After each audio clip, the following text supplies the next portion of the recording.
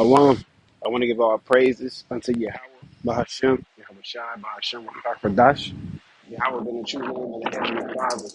YAHAWASHI being the true name of His only begotten Son, whom the world ignorantly calls Jesus Christ. I also want to give double honors unto the apostles and elders of the great millstone. Blessings and salutation to the elect of YAHAWAH, which consists of the so-called Negroes, Latinos, and Native Americans today.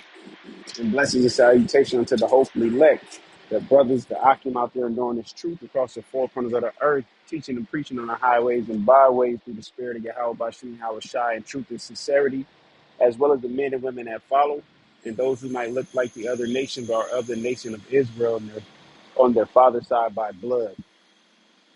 Just getting into a quick lesson, I don't know exactly what the title would be. I had a title in mind, but it was kind of long. But nonetheless, when things don't go your way, you know, um,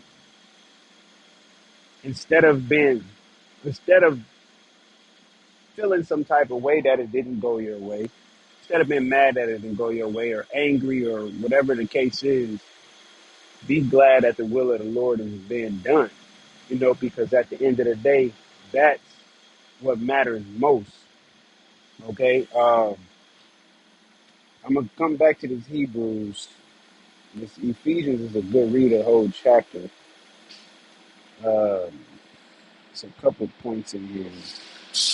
I'm gonna try to get into it. It says Ephesians 1 and 5. It says, having predestinated us unto the adoption of children by Yahawashi Hamashiach to himself, according to the good pleasure of his will. Right? The Lord called us, man. So we got a job to do. All right. We didn't sign up for this, but the Lord called us.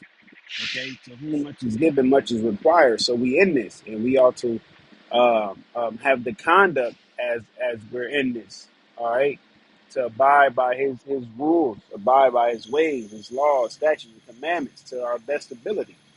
Okay, things are going to happen in our lives. All right, whether you're doing everything you think you're supposed to be doing or not, there's things that you did in past lives that you have to be judged for. There's things that you did in this life that you have to be judged for. All right. That's why we're not saved until we out of here, until Babylon is taken down and destroyed by the judgment of the Lord, and the chariots show up and deliver the elect, and Lord willing, we be of that number. Okay?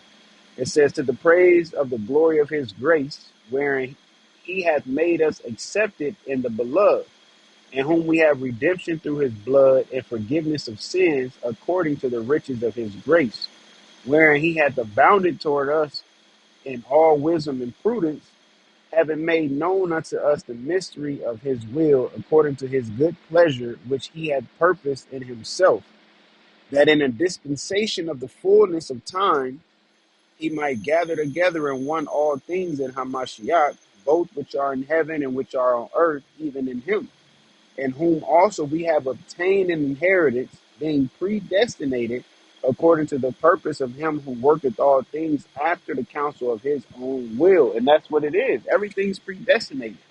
Okay? The things that happen in our lives are predestinated. The fact that we're here today is predestinated. The fact that I'm doing this lesson, the fact that you're listening to this lesson, all of this is predestinated. The things I'm going through, the things you're going through, it's all predestinated to get us to where the Lord wants us to be. Okay? At whatever point, whether it's salvation, whether it's to be here now and fall out later, Lord willing, that's not the case, but that is reality in the situation. All right, but that's why we have to give diligence to make our calling and election sure. Okay, especially when it comes to being chastised. All right, jumping into Hebrews chapter 12, it says right there, verse 6: For whom the Lord loveth, he chasteneth, and scourgeth every son whom he receiveth. If ye endure chastening, the Most High dealeth with you as with sons. For what son is he whom the Father chasteneth not? And that's what it is. We got to endure through the things that the Lord put us through, okay? Because chasten, it says in the etymology, inflict trouble or pain on for the purpose of correction, all right? It says to correct someone's behavior, right? Does it not say knowing that all these things shall come to pass What man ought ye to be in holy conversation and godliness? And that conversation goes into your conduct or your behavior. All right. So the things we go through gives us a holy conduct. It helps us learn right from wrong even more if you take heed to it.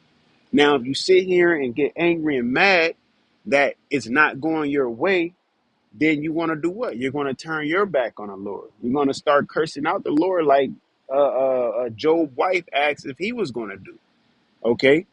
Like it says, if ye endure chastening, Hebrews 12:7, if ye endure chastening, the Most High deals with you as with sons. Because at the end of the day, he's going to give you the will and the power and the strength to get through anyway. Because he's not going to put nothing on us that we can bear.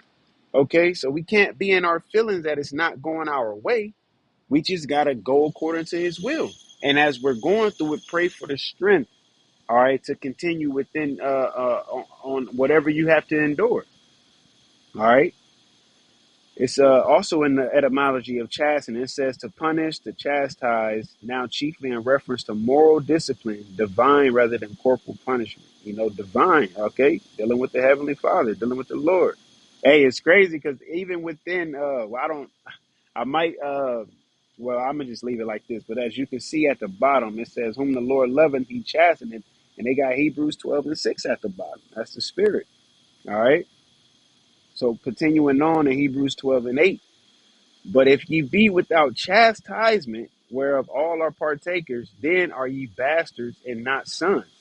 Furthermore, we have had fathers of our flesh which corrected us, and we gave them reverence. Shall we not much rather be in subjection unto the Father of spirits and live?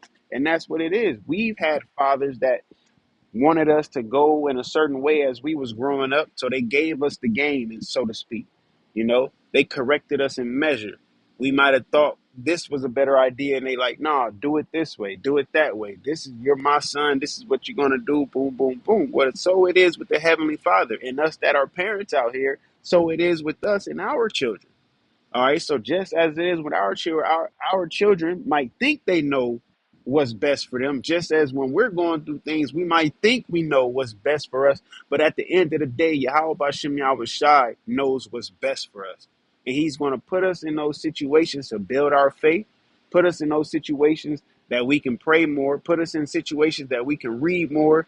Okay. Put us in situations to where we can show more brotherly love. Whatever the case is, we're going to be punished and we're going to be chastised and corrected in measure to be a better person, which is why I can't wait to get to verse 11. This is verse 9. It says, furthermore, Salakia, verse 10, it says, for they verily for a few days chasten us after their own pleasure, but he for our profit, that we might be partakers of his holiness. So that's what you got to keep in mind. The shit we go through is for we can be partakers of his holiness, so we can profit from it. It ain't to break us down, it's to build us up, man. But in order to be built up, you got to be broken down. All right. No, nobody build a foundation on top of another foundation. No, a foundation is laid and then it's built upon, man. All right. When they putting up new buildings and new stadiums, there's first a demolition or ground breaking up. All right. Before the foundation is laid and then it's building upon. They don't take an old building and start building a new building on top of it. It ain't going to be stable. So we have to be broken down in order to be built up. Verse 11, called Law Yabashim Yahushai. It says, now no chastening for the present seemeth to be joyous, but grievous. It's not a good time when you're going through that fire. Don't feel good. All right. But it's grievous. Nevertheless, afterward it yieldeth the peaceable fruit of righteousness unto them which are exercised thereby. Meaning exercise, if I'm not mistaken, I believe that means to try out, or let me see, a condition of being in active operation, practice for the sake of training. Yeah, rehearsing a righteous acts, keep at work, oversee, engage, train, practice. Okay, X meaning keep away or prevent, or Salakia. X meaning off, and Asir meaning keep away or prevent or contain or enclose. To hold, contain, guard. All right, so you're training, you're practicing for what? To at the end of the day be a better person, man. Okay, so we're going through these things, the Lord putting us through these things so we can How did it say? It can yield the peaceable fruit of righteousness. All right. But hey, once again, if the Lord is putting you in a training situation, a training simulation, I would even say, like you see on X-Men when they go into the simulation room and they practice it, using their powers and getting better. All right. So when they have to actually go into combat, they know how to utilize it. They ain't just doing shit on the fly and making things up and hoping things will work. No, this is building up our faith. Okay, this is building us up. So in these last days, and we know that the evil is coming, we can be strengthened. We can stand strong. We can be bold in the spirit of Yahweh Shai, man. All right. It says, wherefore lift up your hands which hang down in the feeble knees, and make straight paths for your feet, lest that which is lame be turned out of the way, but let it rather be healed. And at the end of the day, we all was sick at a point in time. Where the Lord has quickened our spirit, He's made us alive. He's healed us. All right. He's allowed us to walk. He allowed us to see. He allowed us to hear, man. He allowed us to understand His mysteries. He had allowed us to understand His word. He allowed us to get close to His beloved Son. All right. He allowed us to pray to Him and through His beloved Son, man. We got to keep these beautiful things in mind, especially within these times to come. Whatever the hell we going through, whatever the hell we go through, whatever the hell we gonna go through, whatever.